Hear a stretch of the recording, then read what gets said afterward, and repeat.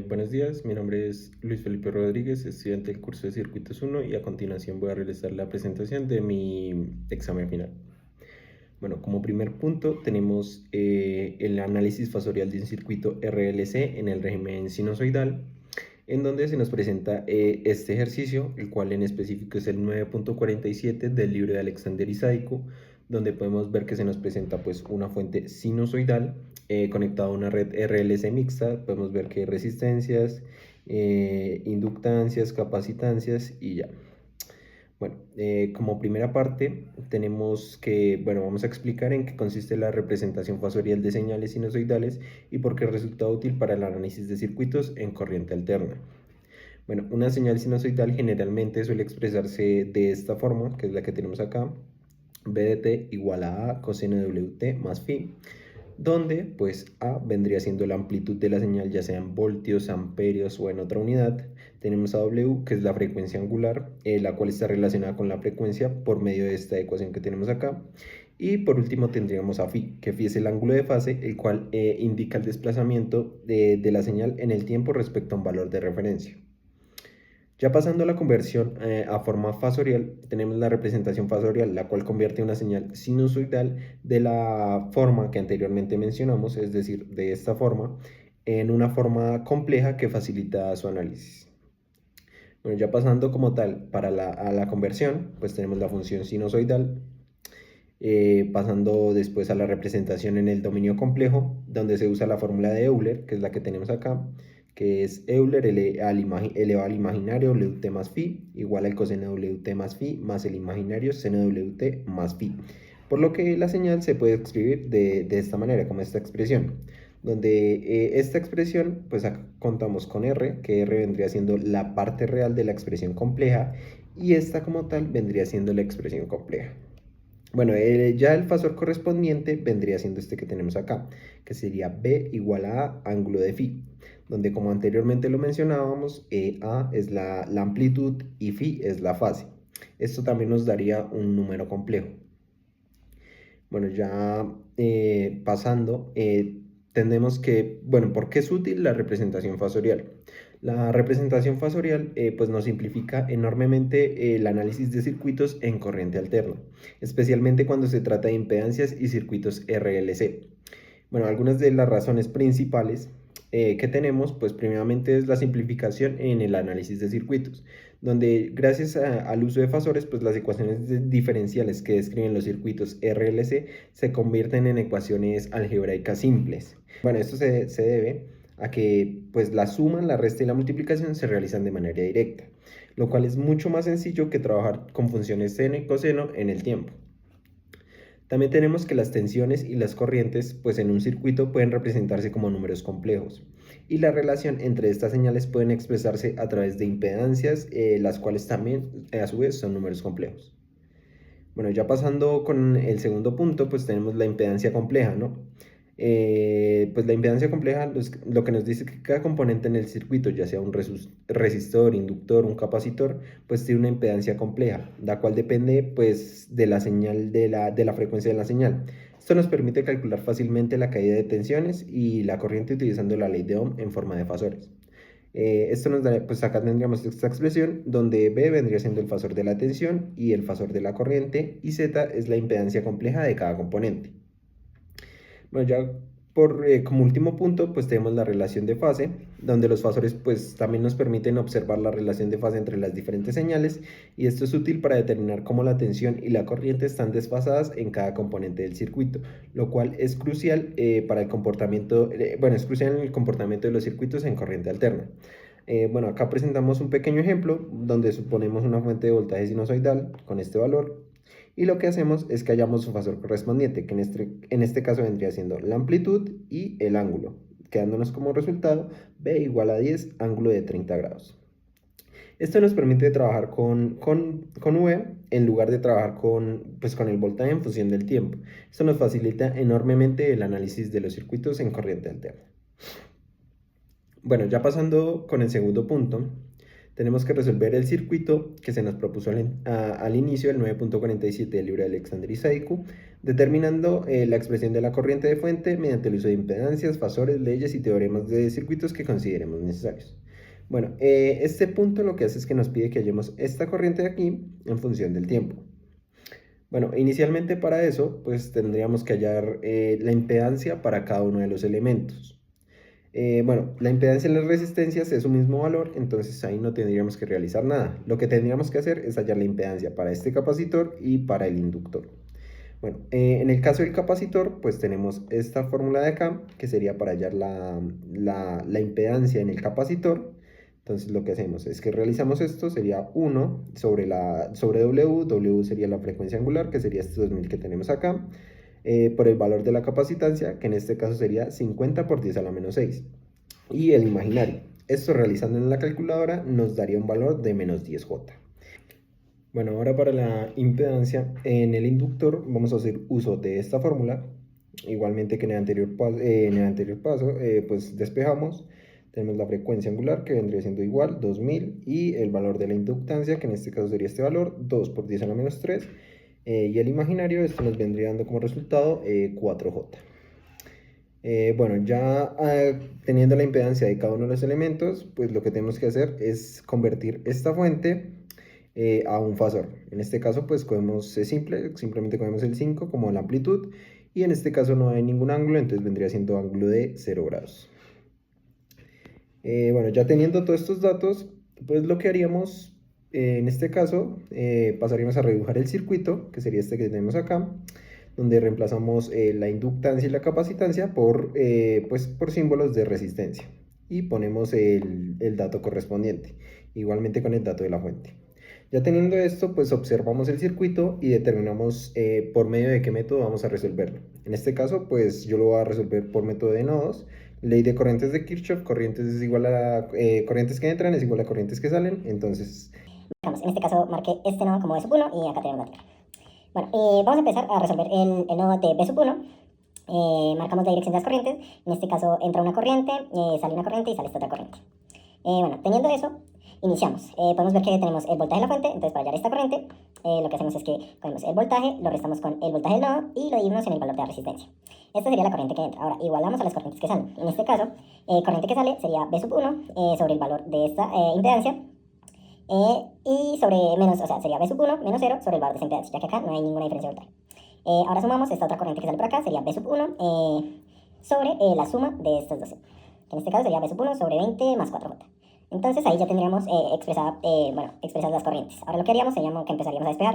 En este caso, pues acá esto quedaría B sub 1 menos B sub 1 sobre 2, pasa al otro lado, quedaría como B sub 1 sobre 2 positivo, esto queda igual. Pasamos acá esta parte, factorizamos, B sub 1, factor de todos estos términos, que serían todos los que están ahí.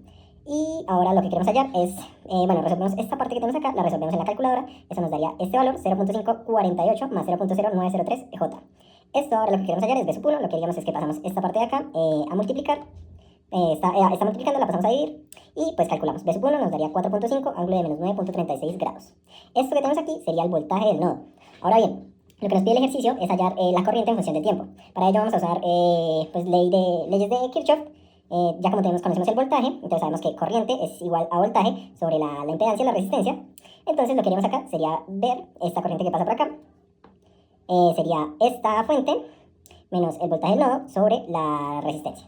Eso nos quedaría como el voltaje de la fuente menos el voltaje del nodo sobre el valor de la resistencia, y nos daría el valor de la corriente en el dominio de la frecuencia, estaría esta corriente. Entonces ahora lo que haríamos sería pasar al dominio del tiempo, que en este caso pues sería reemplazar en la fórmula. Nos quedaría 0.461 como la amplitud, coseno de la frecuencia angular, más el ángulo, que sería 52.58.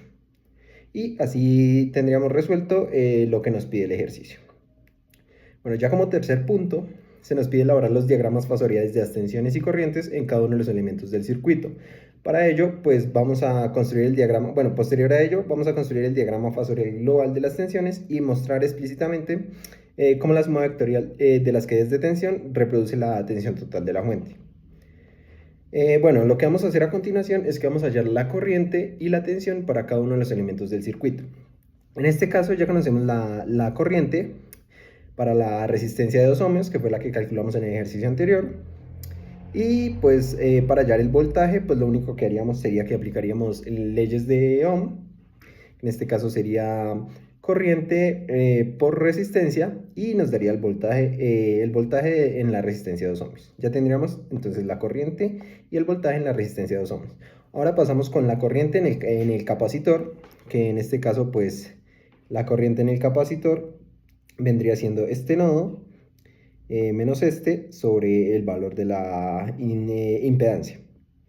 Eso nos daría como resultado esto de acá al realizarlo. Entonces ya tendríamos la corriente en el capacitor. Nuevamente aplicamos ley de Ohm y resolvemos la tensión, que vendría siendo corriente por impedancia. Y eso nos daría este valor de acá.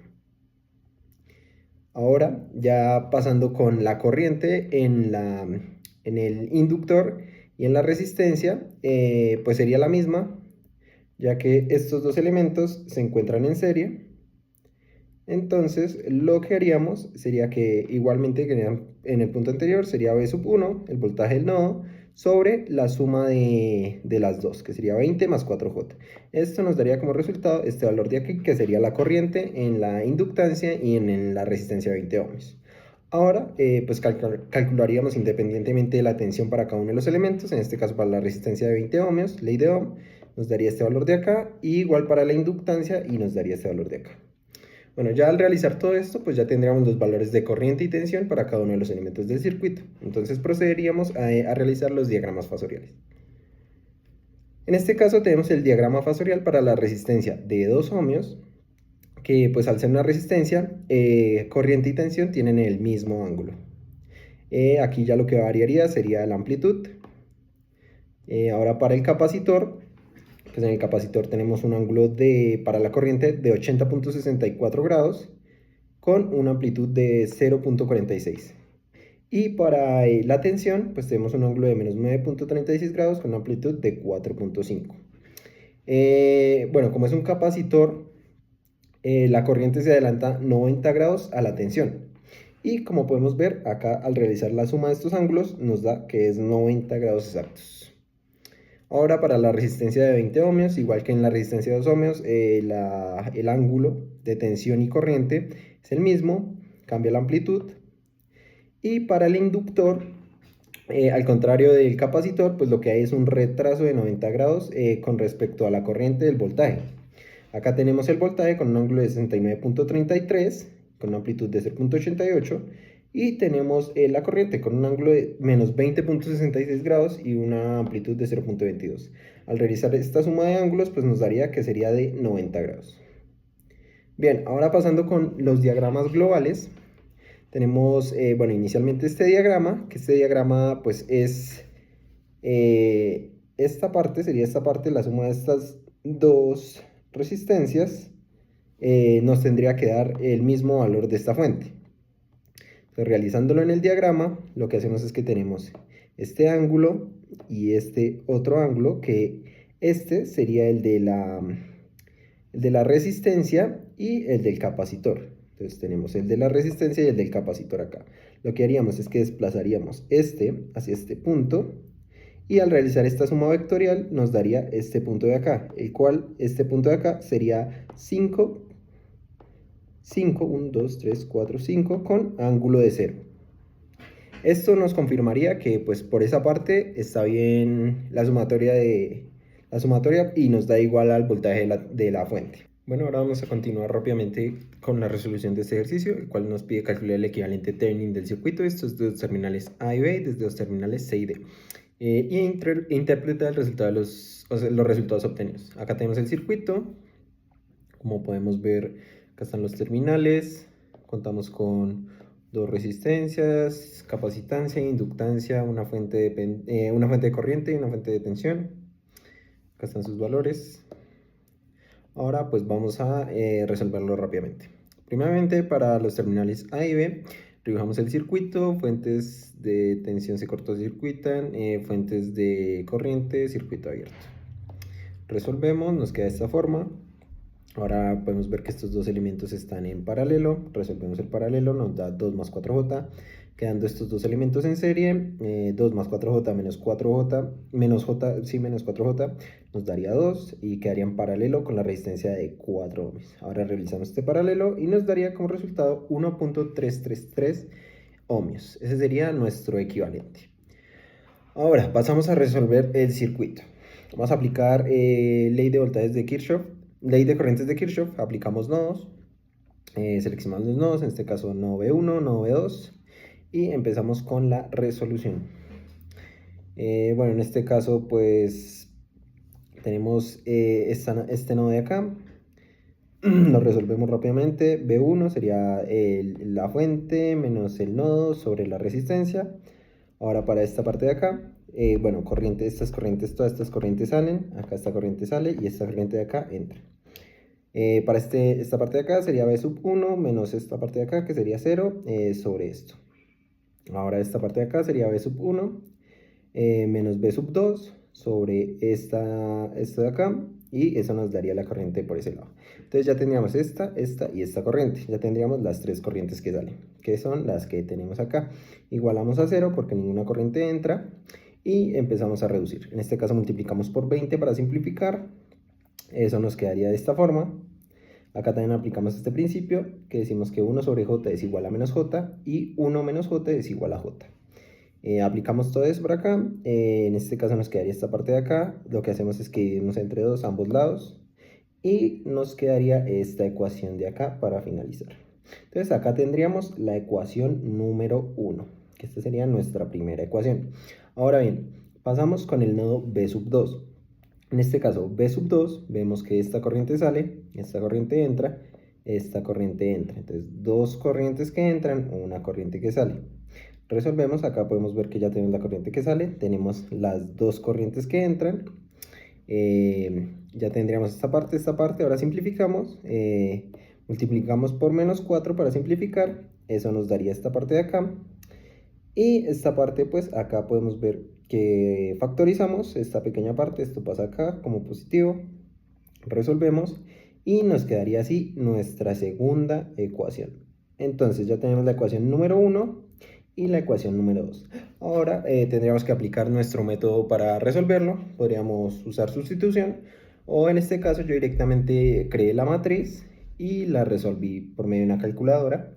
En este caso pues lo que queríamos saber nosotros acá es la tensión que pasa en el nodo B2, esta tensión de acá, que esta tensión pues sería la del nodo A, y pues como acá se encuentra tierra, esta tensión sería 0, y el BT vendría siendo la tensión de B2. Entonces B2 al resolver esta matriz nos daría que es 9.615 ángulo de 33.69 grados. Este sería BT para el punto A. Ahora bien, pasamos con el punto número B. Igualmente que el anterior punto. Fuentes de tensión se cortocircuitan, fuentes de corriente, circuito abierto. Resolvemos, redibujamos el circuito, nos queda de esta manera. Pues acá podemos ver que estos dos están en paralelo, resolvemos el paralelo, nos queda de esta forma. Acá estos dos están en serie, resolvemos, nos queda de esta forma y quedaría un paralelo. Ahora este paralelo lo resolvemos y este sería nuestro equivalente. Ahora pasamos nuevamente a resolver, bueno, en este caso pues ya habíamos resuelto el ejercicio anterior, teníamos esta ecuación. Lo que hacemos ahora es que como ya conocemos el BT o el B sub 2, vamos a despejar el B sub 1. En este caso esta ecuación fue la que nos quedó de los anteriores nodos, bueno, la anterior resolución de las corrientes. Tenemos B sub 2, entonces lo que vamos a hacer es que vamos a despejar este B sub 2. Este B sub 2 ya lo conocemos, ya tenemos despejado el B sub 1, lo que vamos es a reemplazar y ya obtendríamos el valor de B sub 1. Ahora, al tener el valor de B sub 1, para obtener el BT en este punto, lo que haríamos es que tenemos B sub 1, lo restaríamos, entonces sería B sub 1 menos B sub 2 igual a BT. Entonces, al resolver esto, nos quedaría B sub 1, que sería esta parte de acá, menos B sub 2, que sería esta parte de acá, igual al voltaje de T. Eso sería todo con respecto a la resolución de este ejercicio. Bueno, ya interpretando los resultados, pues decimos que la tensión de Thevenin es aproximadamente pues la que vimos por acá, 9.614 voltios con un desfase de 56.31. Y bueno, estos valores lo que hacen es que reflejan un comportamiento pues, de la fuente de voltaje frente a las impedancias del circuito RLC. Esto incluye las resistencias, las reactancias, las inductancias, y las reactancias inductivas o las capacitancias, y pues la variación en el ángulo de la fase muestra cómo la tensión se ve afectada por los componentes reactivos, lo cual es crucial para determinar la potencia activa y reactiva en el circuito. Eso sería todo.